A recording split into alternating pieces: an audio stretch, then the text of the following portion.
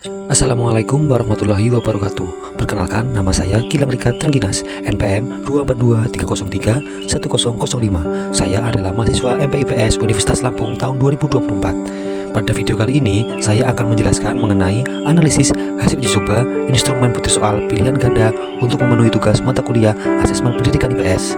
Selamat menyaksikan. Asesmen merupakan proses sistematis untuk mengumpulkan, menganalisis, dan menafsirkan informasi tentang pencapaian belajar peserta didik. Pentingnya asesmen pendidikan bersifat multidimensional. Pertama, asesmen berfungsi sebagai alat diagnostik untuk mengidentifikasi kekuatan dan kelemahan peserta didik, sehingga pembelajaran dapat disesuaikan atau adaptif dengan kebutuhan mereka.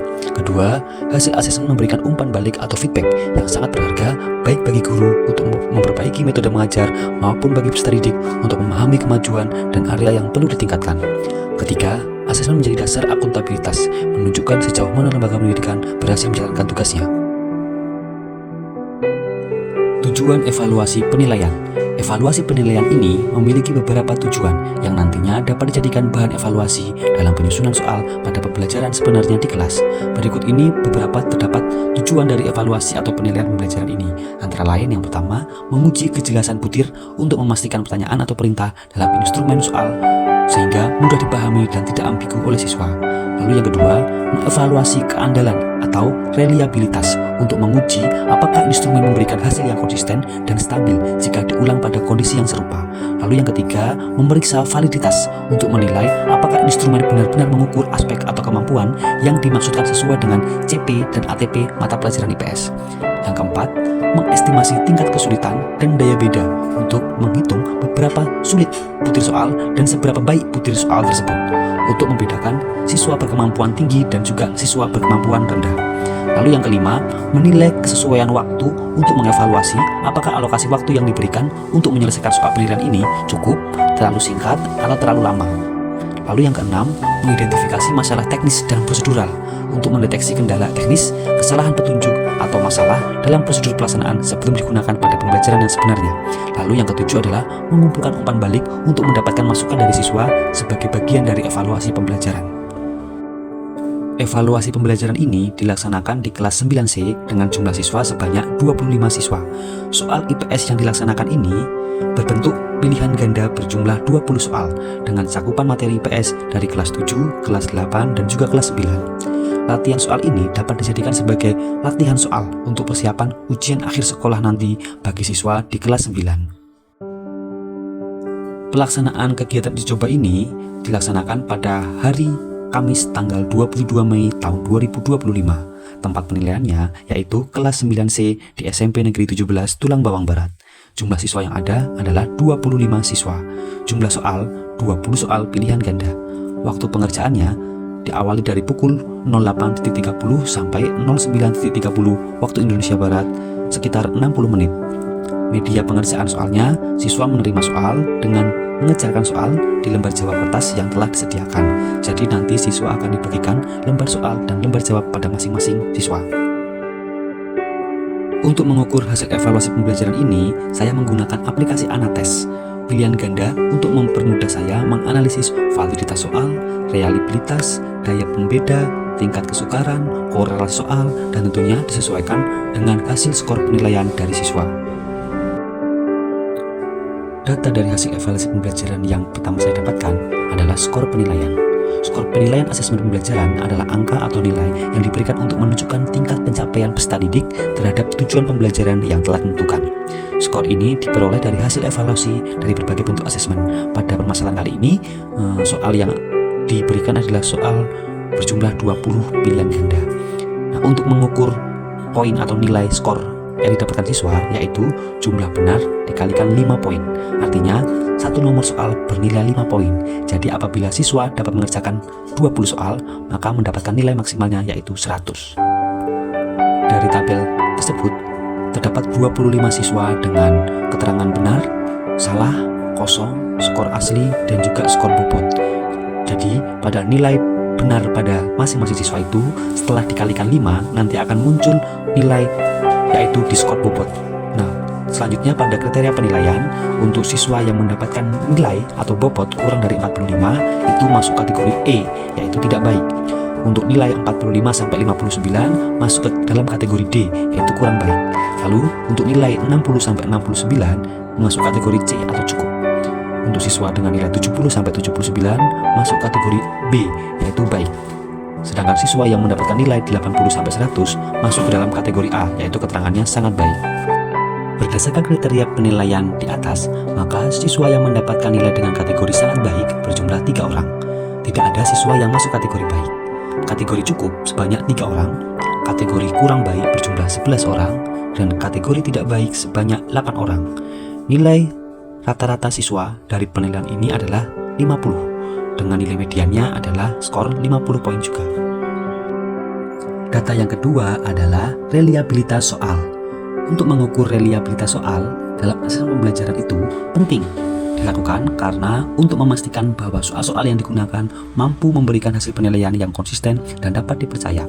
Reliabilitas yang tinggi menunjukkan bahwa suatu asesmen menghasilkan skor yang stabil meskipun dilakukan dalam kondisi atau waktu yang berbeda, sehingga hasilnya benar-benar mencerminkan kemampuan siswa, bukan faktor kebetulan atau kesalahan dalam pengukuran.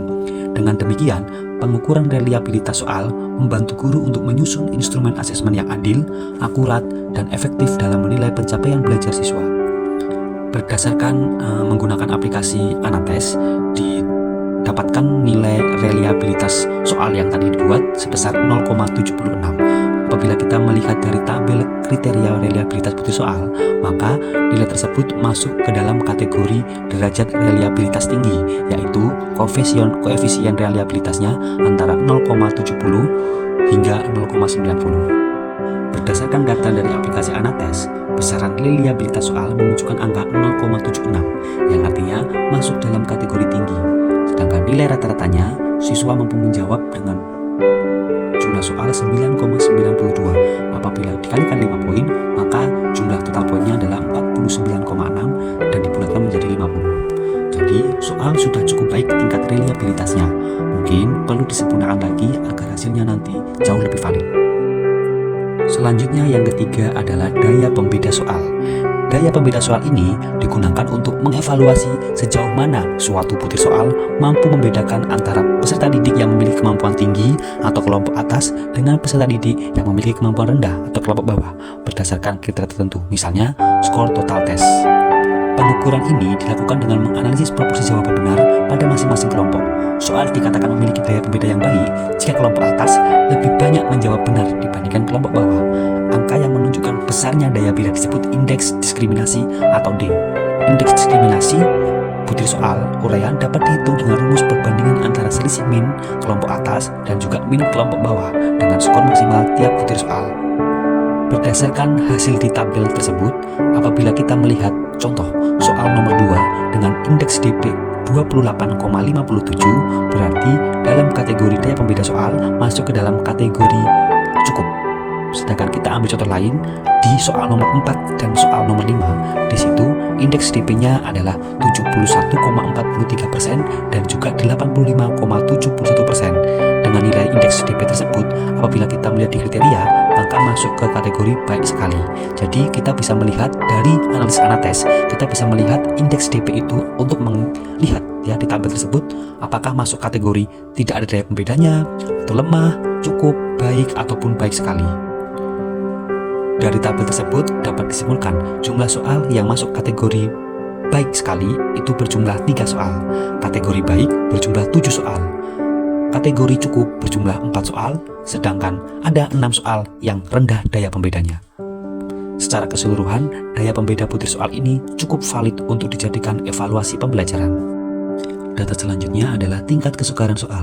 Perlunya mengukur tingkat kesukaran butir soal dalam asesmen pembelajaran adalah untuk memastikan kualitas instrumen penilaian, yaitu bahwa soal-soal yang diberikan mampu membedakan kemampuan peserta didik secara akurat sesuai dengan tujuan pembelajaran yang diukur. Kita dapat melihat hasil tabel-tabel analisis berdasarkan aplikasi Anates. Di situ muncullah tabel tafsiran yang di situ menggambarkan bahwasanya tingkat kesulitan yang tinggi persentasenya maka masuk ke dalam kategori mudah. Artinya soal nomor 1 jumlah siswa yang menjawab betul ada 21 siswa sehingga masuk kategori mudah. Berdasarkan data Anates di atas, menjelaskan bahwa jumlah soal yang masuk kategori mudah berjumlah 3 soal, kategori sedang berjumlah 13 soal, soal yang masuk kategori sukar berjumlah 2 soal, sedangkan terdapat 1 soal yang masuk kategori sangat sukar, yaitu soal nomor 11, sebesar 12% dengan jumlah siswa yang menjawab benar hanya 3 orang saja. Data selanjutnya adalah korelasi skor dengan total soal. Mengukur korelasi antara skor butir soal dengan skor total dalam asesmen pembelajaran sangat penting untuk menjamin validitas dan juga reliabilitas instrumen penilaian. Kita dapat melihat di dalam tabel tersebut, di masing-masing butir soal ada keterangan korelasinya dan juga keterangan signifikansinya. Berdasarkan hasil analisis menggunakan aplikasi Anates, dari 20 soal pilihan ganda yang ada, terdapat 4 soal yang masuk ke dalam kategori sangat signifikan, 4 soal kategori signifikan, sedangkan ada 12 soal yang belum menunjukkan signifikansi yang baik. Jadi, berdasarkan hasil tersebut, perlu adanya hal yang ditingkatkan agar soal menjadi lebih valid untuk dijadikan bahan evaluasi pembelajaran di kelas nantinya. Selanjutnya, data terakhir yang perlu dianalisis adalah kualitas pengecoh. Mengukur kualitas pengecoh atau distraktor dalam butir soal pilihan ganda dengan menggunakan skor total siswa sangatlah penting karena berfungsi sebagai detektor validitas distraktor. Skor soal yang didapat, siswa dianggap mencerminkan kemampuan keseluruhan siswa, sehingga siswa berkemampuan tinggi seharusnya memiliki kunci jawaban yang benar, sementara siswa yang berkemampuan rendah lebih mungkin tertarik oleh pilihan jawaban pengecoh atau yang menjebak. Jika suatu pengecoh justru banyak dipilih oleh siswa berkemampuan tinggi, itu menandakan distraktor tersebut terlalu menarik ataupun ambigu, sehingga mengacaukan pengukuran dan mengurangi daya beda soal, karena siswa yang seharusnya menjawab benar malah terkecoh. Dengan kata lain, analisis ini memastikan bahwa pengecoh hanya berfungsi untuk menjaring siswa yang tidak menguasai materi, bukan menjebak siswa yang kompeten, sehingga meningkatkan akurasi soal dalam mengukur kemampuan peserta didik yang sebenarnya. Dalam tabel di sana, terdapat kolom-kolom A, B, C, D, dan bintang dengan keterangan di masing-masing nomor butir soal. Dalam keterangannya bahwa bila angkanya itu ada bintang 2-nya, itu artinya kunci jawaban yang benar. Kemudian apabila ada simbol tambah 2 kali atau plus-plus, artinya daya pengecohnya sangat baik. Apabila hanya ada 1 simbol plus, artinya baik. 1 simbol minus artinya kurang baik, 2 simbol minus artinya buruk, dan apabila ada keterangan di situ 3 simbol minus artinya daya pengecohnya itu sangat buruk. Terdapat sekitar 75% soal atau sebanyak 15 butir soal memiliki minimal 1 pengecoh yang efektif, sehingga soal-soal tersebut mampu menunjukkan daya pengecoh untuk memisahkan antara siswa yang memiliki kemampuan yang tinggi dengan siswa yang memiliki kemampuan yang rendah. Berdasarkan laporan hasil evaluasi pembelajaran di SMP Negeri 17 Tulang Bawang Barat, dapat disimpulkan bahwa penggunaan instrumen asesmen berbentuk soal pilihan ganda ini yang berjumlah 20 soal terbukti efektif dalam mengukur pencapaian kompetensi peserta didik dalam mata pelajaran IPS. Analisis terhadap validitas, reliabilitas, daya pembeda, tingkat kesukaran soal, dan juga pengecoh menunjukkan bahwa soal-soal yang digunakan cukup representatif dan mampu membedakan tingkat penguasaan peserta didik secara objektif. Selain itu, penerapan penilaian berbasis skor yang proporsional membantu dalam memberikan gambaran akurat mengenai kemampuan siswa, serta mendukung proses perbaikan dan pengembangan pembelajaran selanjutnya. Selain aspek teknis, evaluasi ini menegaskan pentingnya proses perencanaan dan pelaksanaan asesmen secara terstruktur guna memastikan keberhasilan dan juga manfaatnya. Melalui analisis yang komprehensif, guru dapat memperoleh data autentik untuk menilai kompetensi kognitif dan aspek sikap sosial peserta didik, serta mampu mengidentifikasi kekuatan dan juga kelemahan dalam proses belajar mengajar. Secara keseluruhan, laporan ini menegaskan bahwa asesmen yang tepat dan juga efektif tidak hanya menjadi alat ukur belajar, tetapi juga berfungsi sebagai bagian dari proses pembelajaran itu sendiri untuk mencapai keberhasilan pendidikan secara menyeluruh.